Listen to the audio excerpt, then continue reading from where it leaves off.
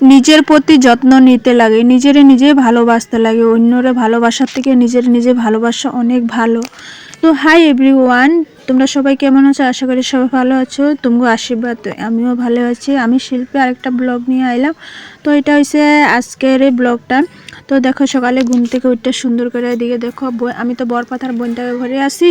তো দেখো আগে যে আমরা ঘুমাইছি ওইখানে বেডটারে সুন্দর করে ক্লিন করে লইছি, ক্লিন করে তারপরে এদিকে দেখো ঘরটারও তো বইনে বাইরে কাজ করতে, সেটা লাগে আমি ঘরটারে সুন্দর করে ঝাড়ু মারা লইছি। ঝাড়ু মাইরা তারপরে এদিকে দেখো বিকাল টাইমে আমাকে বোনের জামাই আর আরো 5 জন এরা মিললা যে মাছ ধরতে গেছিলো এখানে বিলে। তো মাছ ধরতে বিলটারে পুরো হিচ্ছা মাছ ধরছে। তো অনেকগুলা মাছ পাইছে, দেখো কি কত বড় বড় মাগুর মাছগুলো, আর এদিকে শোল মাছও পাইছে অনেক বড় বড়।